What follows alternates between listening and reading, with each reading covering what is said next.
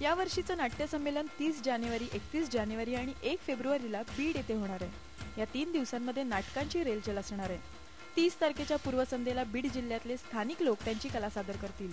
त्यानंतर महाराष्ट्राची लोकधारा या कार्यक्रमाचं बदललेलं रूप पुन्हा एकदा नाट्य संमेलनात प्रेक्षकांसमोर येईल। त्यासोबतच संगीत नाटकांची उतरती काळ चालू असतानाच या नाट्य संमेलनात 2 संगीत नाटकंही यावेळी सगळ्यांसाठी आकर्षणाचा भाग ठरतील। एकूण 18 एकांकिका आणि 5 बालनाट्यांचा समावेश केला गेलाय।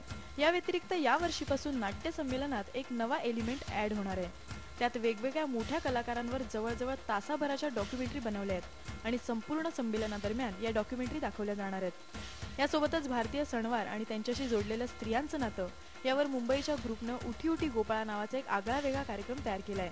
या ज्या फिल्म्स आम्ही शूट केलेल्या आहेत त्याचं कारण असं आहे की 50 वर्षापूर्वीचा इतिहास खरं सांगायचं तर मला सुद्धा माहीत नाही।